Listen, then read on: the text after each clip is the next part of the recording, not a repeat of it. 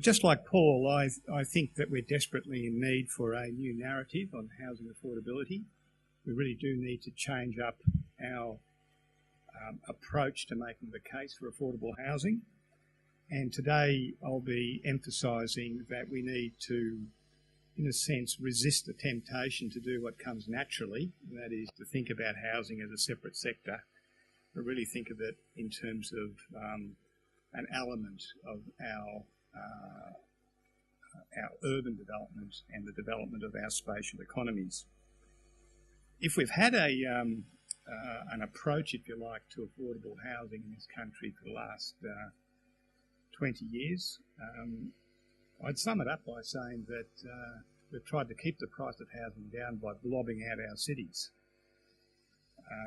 We've created cheap housing on the fringes of our cities as probably some sort of instinctive response to assisting housing affordability. But I'll be arguing today that that's led us down a blind alley that really does put at risk our prospects for a prosperous and inclusive future. So I'll start the story by saying that, as Wynne pointed out, I've been hanging around the housing policy game now for as long as my eldest son has been on Earth, and he's just about to turn 30. So I feel like I've seen quite a bit of water under the bridge. But my impression is that much of the housing policy community, and that includes yourselves, it includes me, includes many of the bureaucrats in government, sadly not too many of whom are here today, but much of the housing policy community seems to be anchored in an early post-war perspective on social housing. Now, that early post-war perspective was a very noble and positive one. It actually viewed government housing policy and social housing in particular as a way of lifting people onto bigger and better things, a ladder of opportunity, if you like. And housing policy was very much seen as an adjunct to industrial development. So we look down our noses at it today, but those great projects to build big public housing estates next to car factories or next to power stations or next to mines was actually quite a conscious and, for the time, visionary approach to saying, look, we need to deploy our housing policies so that we get the best out of our people and get the best out of our economies. Now, more recently, as we're all acutely aware, the focus of housing policy, particularly at the social housing end, has been shepherded or bludgeoned into a much narrower welfare safety net sort of perspective. So social housing now is seen as the provider of last resort, a far cry to what it was in those optimistic days in the early post-war period. Now, there have been some, if you like, niche agendas arise during more recent times that have given all of us a little bit of hope or something to cling on to. For example, we've made cases for the need for affordable housing in inner urban areas in order to provide for key workers. Governments have latched on to the accumulated investment that we've made in social housing to use as a platform to stimulate the economy when we need to. But basically, we're stuck in this rather narrow rut about social housing as being a welfare safety net. That is the narrative that seems to capture most of those who aren't in the game see it as something, well, that's what you do when people can't look after themselves in the private market. Well, we have a safety net.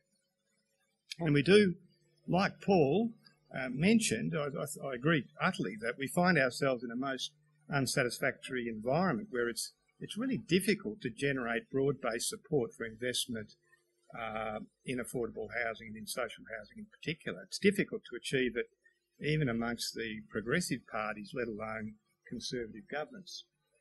So today I'll be arguing for a proposition that our best chance of creating a new constituency for social housing and for affordable housing is to focus on the link between housing and human capital development. That is to say, how housing can be used to build skills and create a more adaptable and competitive economy. You can be fairly certain that all governments are interested in this. Productivity and human capital development are the priorities of all governments everywhere, because the only way that we can maintain our living standards going forward, given an ageing population, is to lift productivity. And to lift productivity in an advanced country like Australia, we have to really have top quality workers. Our human capital has to be top notch.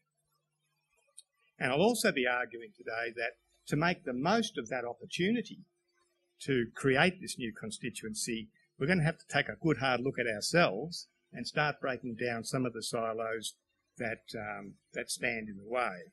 And the big silo that I've already referred to is the sort of separation, if you like, between housing policy and urban policy.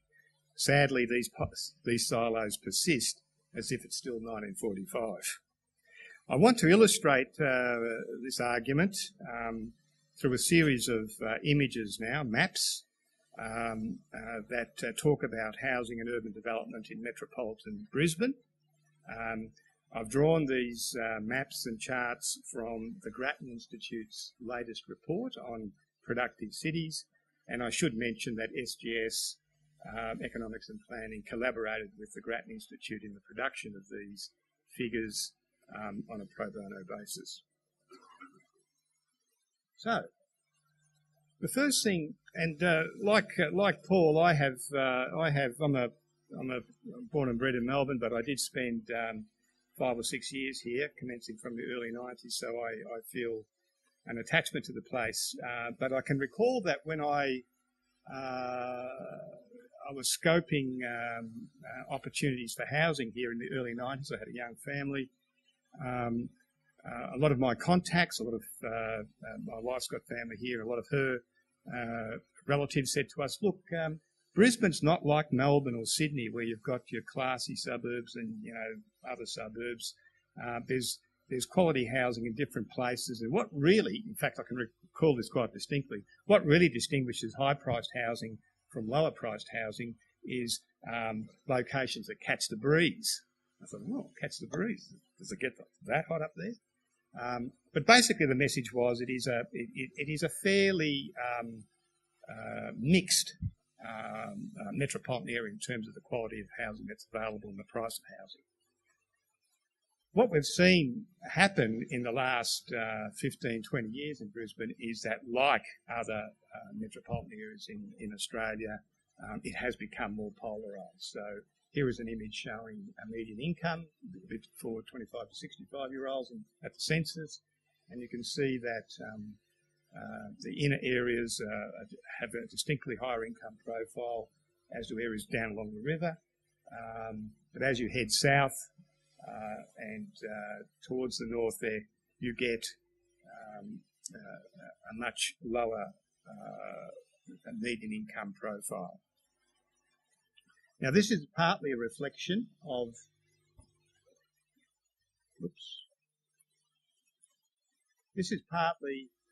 largely a reflection of people's qualifications and their occupations.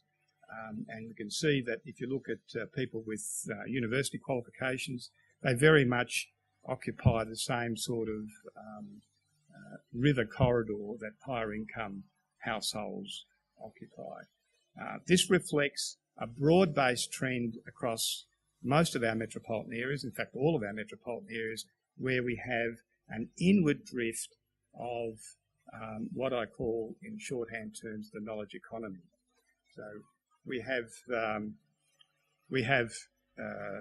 the jobs in the, if you like, the design aspects, brokerage aspects of production, strategic planning, strategic management, the law of transactions, these sorts of jobs that are, if you like, in the thinking part of the value chain, drifting inboard, whereas in the outer areas you have, for want of a better term, the making part of the value chain, the sort of manufacturing, distribution, retailing, that sort of stuff. And this is very much reflected in where people are living.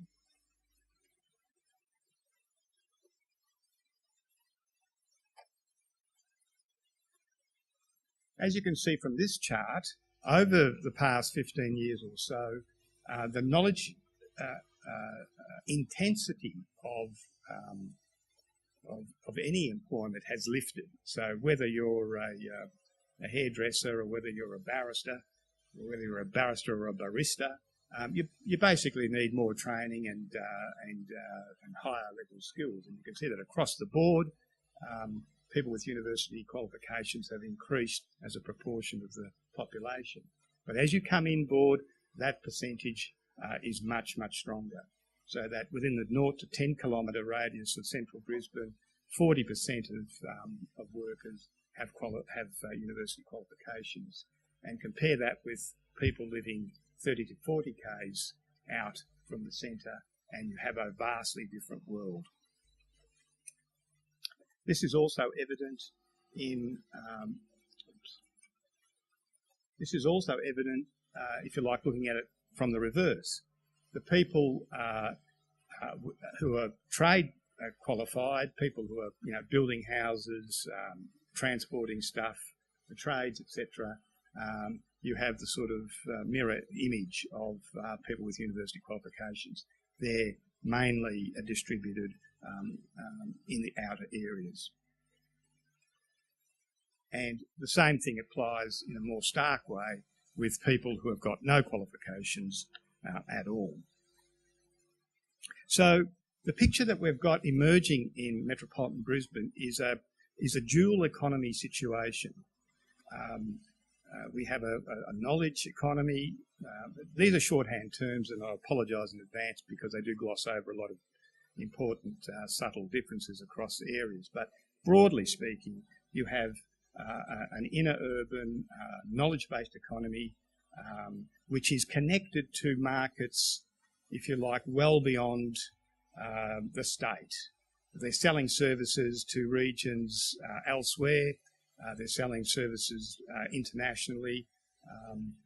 In a sense, they have a degree of immunity from the business cycle, whereas in the outer areas you have a more domestically focused economy, trades-based, as I say, a lot of which is generated from house building and so forth, which is much more sensitive to the business cycle, where it is more likely that people will lose their jobs or face hardship with economic downturns.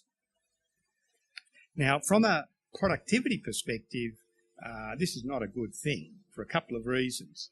People who are in those outer areas need to be exposed to a wider range of jobs in order to build their skills. You get skills by going to school, you get skills by doing trade training or vocational training, but you get a lot of your skills, I'm sure you'll agree, by churning through the labour market, by picking up insights and skills as you do different sorts of jobs. If you've got a disconnected economy, you're diminishing the opportunities for those people to pick up skills and to make themselves more valuable to the economy. So that's one reason.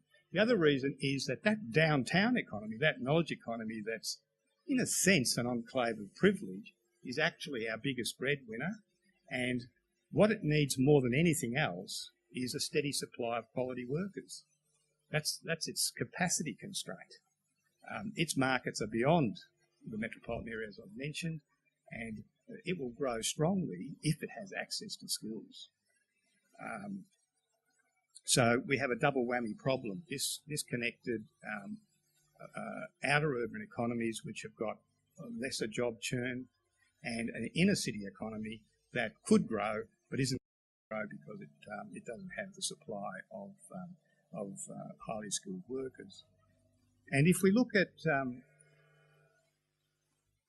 disconnected youth as, if you like, a signpost to the depth of this problem, it's quite stark because, and for those of you who aren't aware, disconnected youth are those people who are not in work, not in training, and not in education. So these are young people who are literally disconnected from the economy. And again, you see that same sort of pattern that's evident in the dichotomy between people with university qualifications and people with trade qualifications and no formal qualifications. They are very much located in outer areas. Now, a key problem is that the transport system makes matters worse.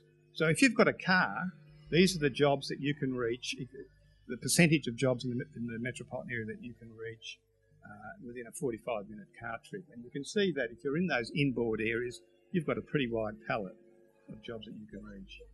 But if you don't have a car, if you're dependent on public transport, even if you're making a 60-minute trip, if you're in those outboard areas, you are very much disconnected. And as I say, there's a dual problem here. First of all, those skills in those outer areas are being laid waste because they just don't have the opportunity to develop new skills. And inboard, we have an economy that could grow but isn't growing because of a lack of supply of those skills. So what we need in terms of this new constituency for affordable housing is to make the case that we need more compact and better connected urban development because this is vital to productivity. So we don't charge in on the affordable housing front because what you might get is more cheap housing on the fringe if you're not careful. You charge in on the better connected urban development front. And this is unlikely to happen to get this more connected and compact urban development without proactive policy from governments. In order to get that more compact development, we do need to have active involvement from development corporations. And within that context, it's important that social housing and affordable housing be built in for a number of reasons. This is a way of avoiding having highly valuable human capital being lost forever to the economy. And as I say, that is like gold or more valuable to us. Secondly, we do need to have key workers in these locations. Thirdly, we do want to create healthy, sustainable, diverse economies because that's what the knowledge economy needs as much as anything else. And finally, we do need to trap some of the uplift in land value from creating a more compact and productive city. So I'll leave you with those thoughts and perhaps we'll speak later. Thank you.